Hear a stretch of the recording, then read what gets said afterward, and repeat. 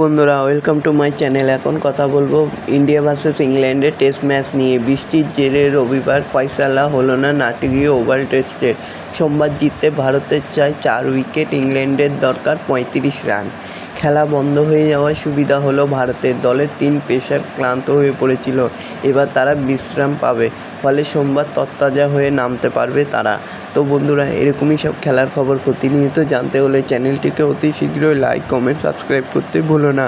আর বন্ধুদের মধ্যে প্রচুর পরিমাণে শেয়ার করে দাও, যাতে আমার 4000 ঘন্টা ওয়াচ টাইম খুব শীঘ্রই পূর্ণ হয়ে যায়।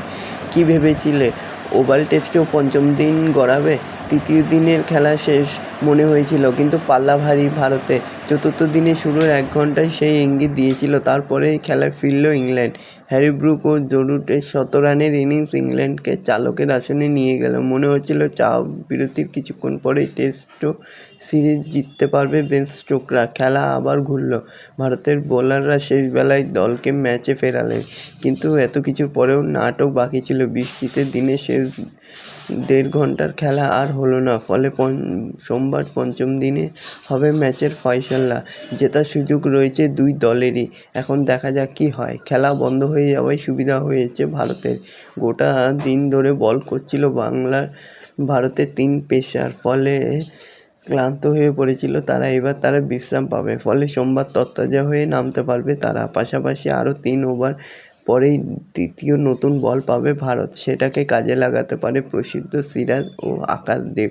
এখন দেখা যাক তারা কি পারে এই ম্যাচ সিরিজটি নিজেদের পকেটে পুরতে। এখন শুধু সময়ের অপেক্ষা। সোমবারেই দেখা যাবে কি হয়।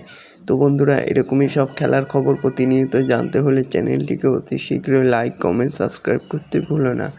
এখন শুধু দেখার প্রসিদ্ধ সিরাজ ও আকাশদীপ তাদের বলের মাধ্যমে ভারতকে এই সিরিজটা জেতাতে পারে কিনা। হাতে রয়েছে 4 উইকেট।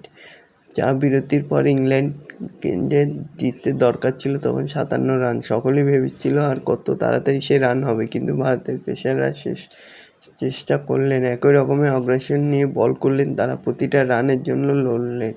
ইংল্যান্ডকেও চাপে রাখলেন। চাপে বড় রান শট মারতে গিয়ে আউট হয় বেতেল।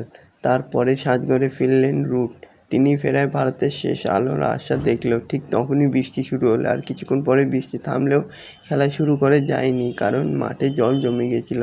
তাই ঝুঁকি নেননি আম্পায়াররা। দুই দলকে তারা সেটাই জানিয়ে দেন, অর্থাৎ সোমবার হবে সেই টেস্ট সিরিজের ফয়সালা। তো এখন দেখা যাক শেষ পর্যন্ত জয়ের হাসিটা কে হাসতে পারে। এরকমই সব খেলার খবর প্রতিনিয়ত জানতে হলে চ্যানেলটিকে অতি শীঘ্রই লাইক, কমেন্ট, সাবস্ক্রাইব করতে ভুলো না।